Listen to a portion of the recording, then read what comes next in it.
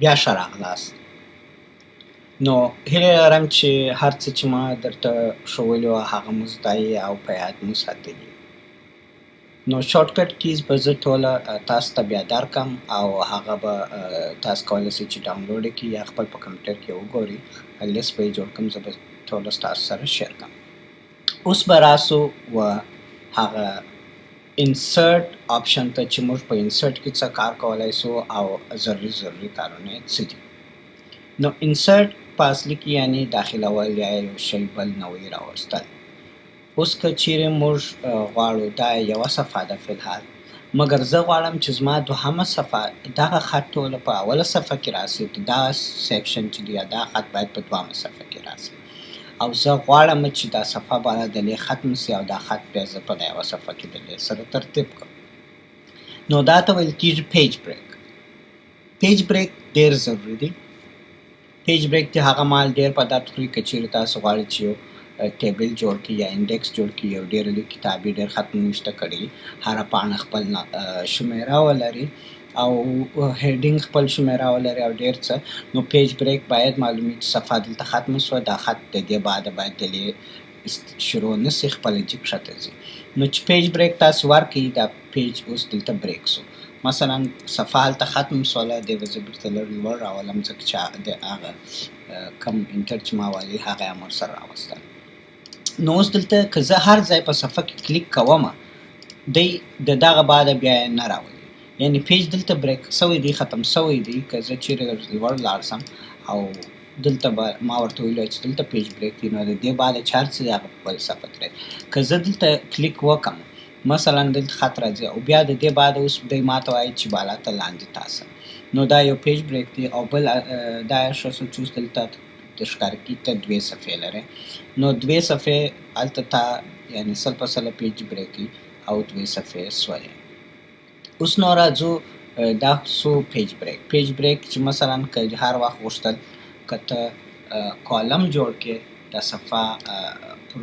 دوو حصو کې او چپه او راسته خط نوشته کې، مثلا د چپې خواته په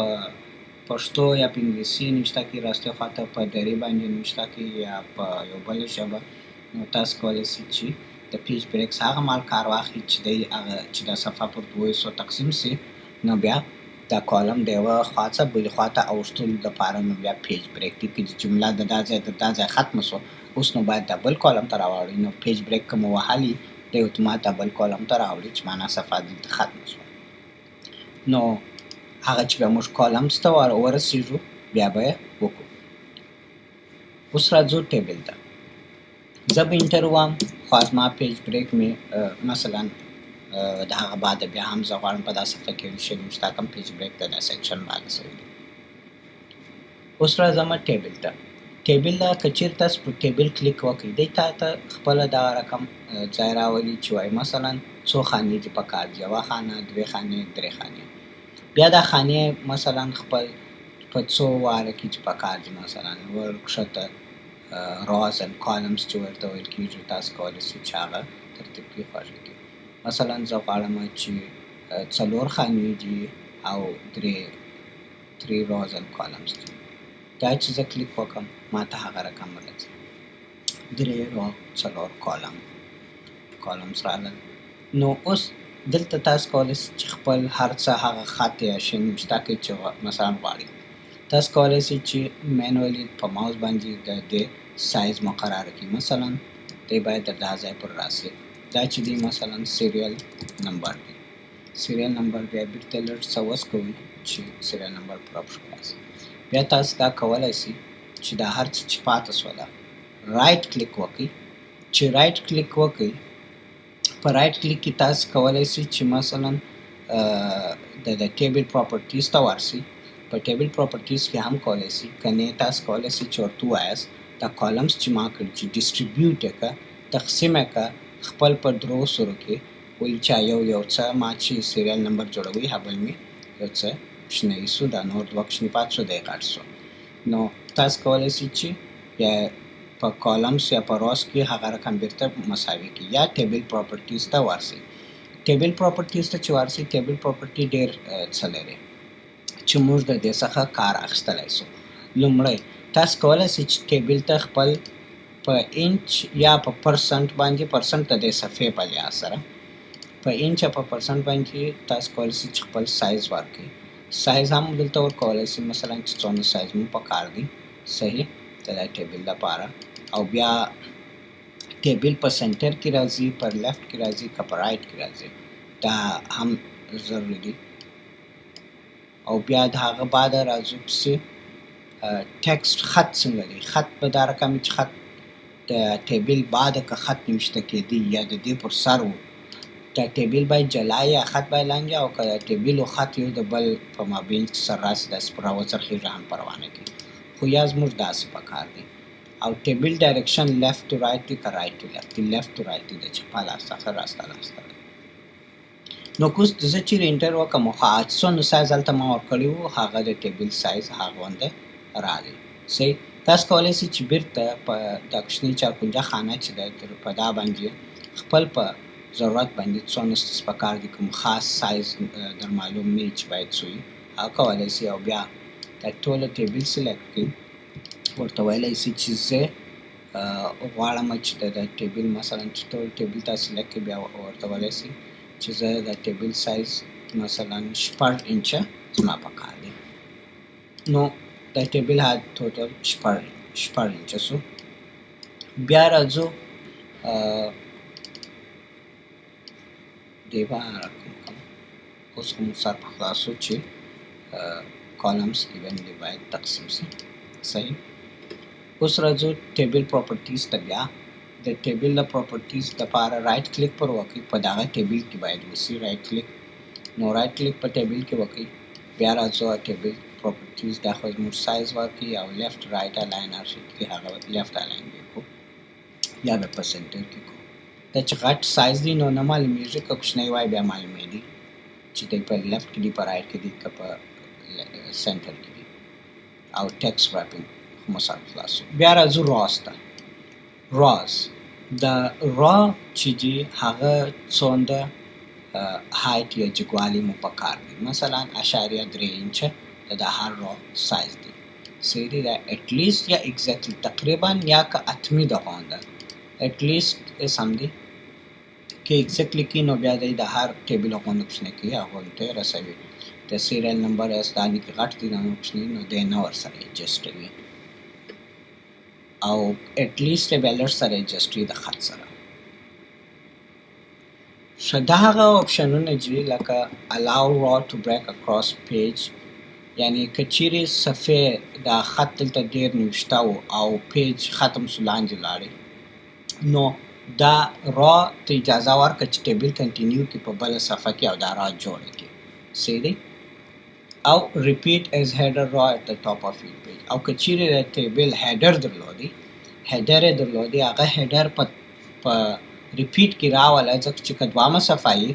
او مثلا ډېر اوږد خط نوشته یي، مثال نوم یې تخلص یي داسې خط نوم نوشته کړي او د هغه بعد د ټول نومان راغلي. اوس که ته ورته ګورې چې دا تلیفون شمیره ده یا تذکرې نمبر دی نو هغه چې هیډینګز دی هغه په بله صفحه کې دی بیا راولي. تا ضرورت نشته چې دا دریم کالم د څه شي دی بیا په اوله صفحه کې وګورئ. نو دا بیا د هغه معنا ورکوي که چیرې غواړي چې هغه شی ریپیټ کړي. صحیح. بیا راځو کالمز ته. کالمز هم دغه رقم چې څومره ستاسو بروالی یې پکار دی څومره باید بردار یې په انچ باندې هغومره سایز هر ورکولی شي. دا خو موږ سره تقسیم کې اتومات مو دا درې وغونډه کړله. بیا پسې راځو سیل. دا خانې ته ویل کېږي. اوس نو دا خانه چې ده په دا خانې کې چې خط نوشته کېږي هغه د لوړ څه شروع شي، د په مابینځ کې شروع شي او که باټم کې. دا که موږ بیا نور شان وایو بیا لږ نور شان هم سر په خلاصېږي، خو عموما ټول عمر د لوړ څه شروع کېږي مګر یو وخت تاسو خط نوشته کړي غواړي چې هغه باید په مابینځ کې نوشته شوی او مابینځ کې دا نه چې د چپه مابینځ یا راسته مابین د لوړه څخه داخل دی. نو د لوړه څخه باید دا پر دا خط نه مشتي نه د لاندې خط باید په مابینځ کې دا ورټیکل الاینمنت د لوړه څخه ورته ګورئ. بیا راځو آل ټکسټ ته. آل ټکسټ باید دلته راځي. الټرنیټ هغه ټکسټ چې اتومات دلته خپله د وختي څخه ښکاره کوي. دا په ویب سایټونو کې ډېر په درد خوري چې ویب سایټ جوړوي. مایکروسافټ ورډ کې نو خلک ویب سایټ نه جوړوي خو بیا هم هغه اپشن یې شته. او د دې یوازې هغه نه بعضې داسې حکومتي کارونه چې ګرانټس چې د هغه دپاره آل ټیکس په دې پکار دی کمپیوټر کله ناکله د ړندو د کڼو دپاره که چیرې هغه غواړي چې د خپل د کار څخه استفاده واخلي نو هغه مثلا ړانده چې کاڼه چې نه ویني او نه مثلا اورېدلی سي نو که چیرې د هغو دپاره دغه خط غواړي چې تاسې هغه په پوه سي هغه بیا خپل ساین لینګویج لري بعضې خلک چې لاسونه پورته یې دی ویلی سي چې دا څه شي نشته دی هغه داسې امبوز یا را پورته سوي یې او که چیرې هغه ړانده یي کاڼه نه یي نو بیا خبرې کولی سي ګونګیانو کاڼه نه یي مازې ړانده یي هغه بیا کولی سي چې سپیچ وروي سپیچ چې وروي په کمپیوټر کې نو هغه دا خط ورته ویل کېږي نو دلته دا آل ټیکس بیا په هغه وخت کې دا بیا خاص په درد خوري که چیرې مثلا په امریکا کې دا قانون دی چې هر داسې ډاکومنټ چې د دولت سره اړیکې لري هغه باید د ډیسیبلډ یا هغه خلک چې ړانده یا کاڼه دي هغوی باید تا په نظر کې نیولي باید دا ډاکومنټ هغه هم کول کړي نو که چیرې دلته د هر څه نوشته یې هغه باید تاسو دلته ټایټل هم ورکړي چې دا سیریل نمبر نوشته دی ډسکریپشن مثلا د دغه شي په اړه باندې دی نو که یو عکس دلته عکس خو هغه نه ویني هغه ړوند دی هغه عکس به دلته تشریح کوي چې عکس مو دلته تشریح کوي چې سپیچ وروایل سوی کمپیوټر عکس ویني خو نه مګر چې په عکس کې هر څه راغلي هغه دلته تاسو ډسکریپشن وکړي کمپیوټر هغه نفر ته وایي چې دا فیګر نمبر مثال عکس نمبر یا ایمیج نمبر 3 دغه ډسکریپشن دی دغه دی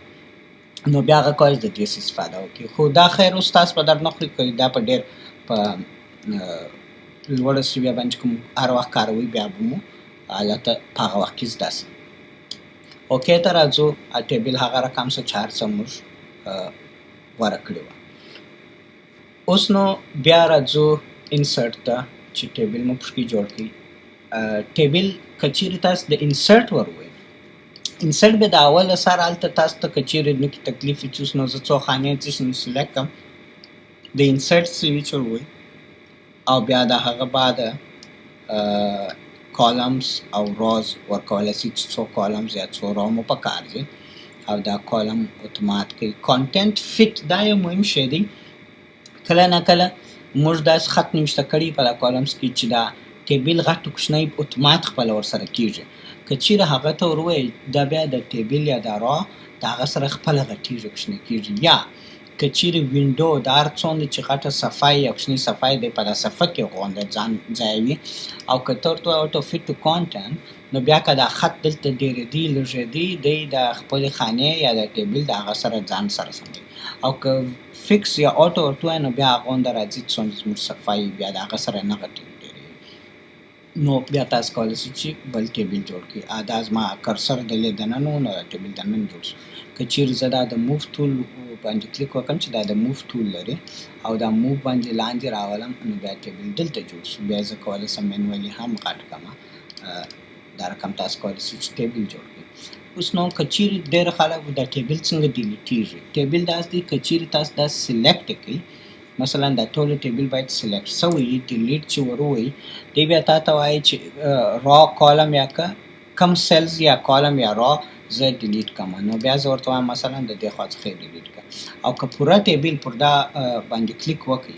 رایټ کلیک وکړئ بیا تاسو کولی شئ چې ډیلیټ ټیبل وروي سي یا د ډیلیټ سویچ وروي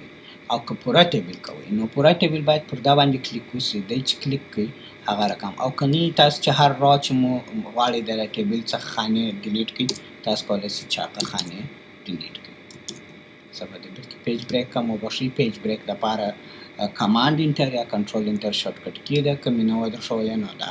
بیرته هغه پیج بریک ته ولاړئ نو ټیبل دا رقم تاسو کولی شئ چې ډیلیټ کړئ یا پاک کړئ انسرټ ته ورسم په ټیبل کې ډرا ټیبل به راځي قلم یې په لاس ته ونیسه خپله یې ډیزاین کې جوړه کړه چې ستا دا ټیبل څنګه پکار دی مثلا ما داسې ټیبل پکار دی زه غواړم یوه خانه دلته ولري بله خانه داسې دلته ولري او بله دلته ولري نو دا بیا تاسو کولی شئ چې خپله داسې یو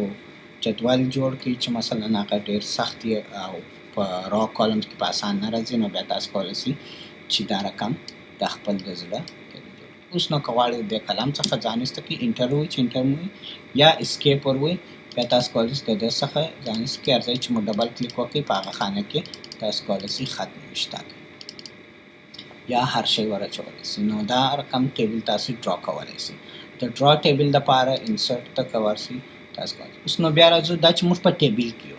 هر وخت ټیبل ډیزاین او لی آوټ دغه دوه آپشنه سب آپشنز راځي. دا سب آپشنز راځي چې مثلا اوس نو په دې کې خپل مختلف آپشنونه راځي ته کولی شئ د ټیبل مختلفه ډیزاین و سټایل ته هم واړئ بیا د ټیبل هغه رقم درته کېږي. مثلا اگر ټیبل مې سلیکټ کړي په دا باندې او بیا زه ورته وایم چې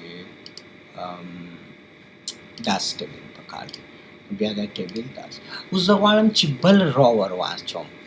د دې بعد بل را راسي بل راسي بل راسي نو د دې هغسې خو په کمپیوټر باندې که چیرې په رایټ کلیک وکړئ او انسرټ ورته ووایاست نو بیا تاسو کولی شئ چې مثلا لوړ یا کښته یو بله را ور واچوه بیا تاسو کولی شئ دا دې بله را راغله او هغه اسانه طریقه یې دا ده چې اخري خانې ته راسئ د ټیب سویچ ور ووایئ د ټیب سویچ ور ووایئ تاسو ته نور را او کالم جوړوي. عموما زه دا رقم کوم چې دوې خانې جوړې کړم بیا د هغه بعد په ټیب باندې نور را جوړوم که مې پکارېدل نو په ټیب باندې کار ځای تاسو ټیب ووایئ دا دې بله را یې جوړه کړله. زه بیا انډو کړم دا ټیبل ډېر غټ دی دومره خانې ته مې نه دي پکار ښه دا خو د ټیبل کلر ډیزاین اوس نو راځو لی آوټ ته په دې به بیا وروسته سر در خلاص کړم بیا راځو لی آوټ ته لی آوټ ته چې راسئ هاي نه لکه مثلا ته غواړې دا خانه اوس دوې خانې کې د ډرا په رقم سپلیټ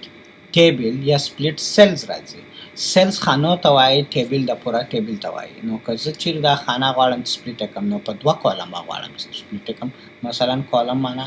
یو بله خیطه په دغه کې راوله نو کالم ځینې جوړوي او دا بیا چې دی دا بیا زه را پشکې جوړوم په دې کې کالم دی یو یې را جدوي نو دا بیا دوې را پشکې جوړې شوله. سپلیټ ټیبل چې دی مثلا دی غواړي د ټیبل درته مثلا دوه حصې کې دا دوه دانې ټیبل سو دا را چې اوس جلا ټیبل سو دا جلا سو دا دواړه جلا سو تاسو کولی شئ دا ټیبل ډیلیټ کړئ. نو دا سو د لی آوټ آپشن لپاره بیا راځو مرج سیل ته مرج سیل هغسې ډي اکټیویټي په دې خاطر چې هغه سیلز تاسو غواړئ دوه سیلزه یا خانې سره یو ځای کې یو یې کې یوه خانه ځینې جوړه کړئ لکه سپلیټ چې مو دوی کولې نو بیا کولی شئ چې مرج سیل ور ووایئ چې مرج سیل ووایئ هغه خانه یوازې مثلا غواړئ دا خانې سره یو کړئ مرج سیل ور ووایئ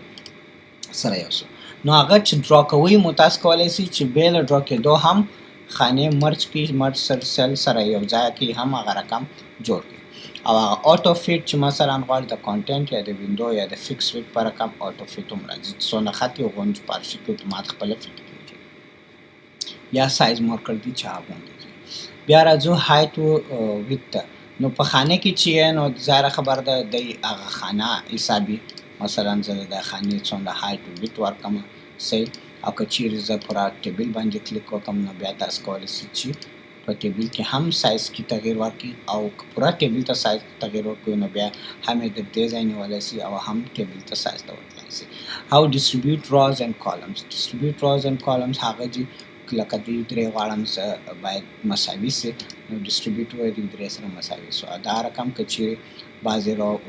جګي نرۍ یا اوږدي یا غټي زه غواړم دوی ټوله په یوه سایز باندې سي نو بیا زه ورته ویلی شم چې دوی هم په یوه سایز کړم. دغه هغه نه رقمه دي چې موږ اول خبرې وکړې مثلا زه دلته غواړم چې help others داسې خط خو د آنلاین زه غواړم چې دا په مابینځ کې سي هغه کنټرول ای چې موږ ورو هغه خو مابینځ ته ښې راوستی مګر دا د خانې مابینځ یې دغه دی دا هغه دی چې موږ هلته خبرې په کولې په سیل الاینمنټ کې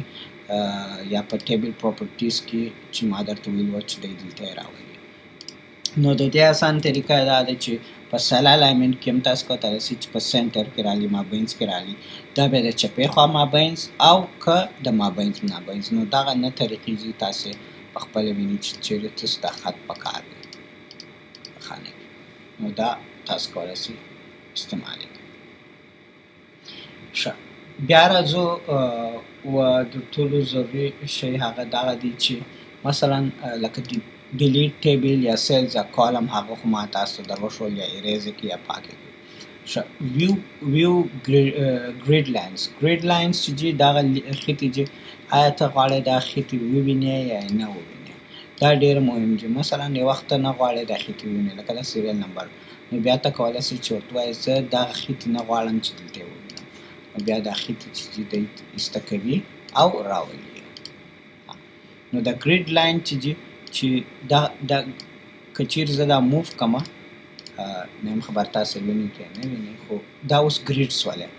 دا یو ګریډ دا بل ګریډ دا بل ګریډ زه ورته وایم چې زه ګریډ لاین نه وینم نو اوس یې دی ماته نه ښکاره کوي دا هغه ګریډ لاینز دي په پرنټ کې یا په چاپ کې نه راځي خو مثلا چې دا ما سره داسې تقسیم کړي دي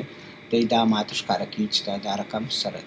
پرېښي دي دا د مساوي کېدو دپاره دي په کارېدای شي که ته غواړې چې دا ګریډ د یوه ګریډ سره الاین کړې نو د ګریډ به بیا نور چې موږ کار شروع کړو په هغه کې به ښه سم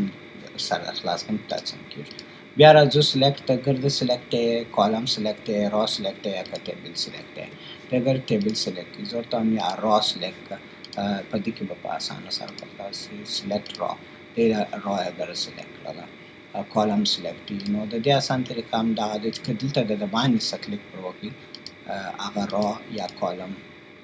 تاسو کولی شئ چې پوره کالم وکړئ نو بیا د را څخه شروع کړي تر کالم پورې ځان ور ورسوي د لاندې د را څخه ونیسه تر لوړ د کالم پورې نو تا دا کالم سلیکټ کړي دا بیا ډیلیټولی هم شئ غټولی هم شئ په دې کې چې خط دي په هغه باندې هم هر څه کولی شئ دا څو د ټیبل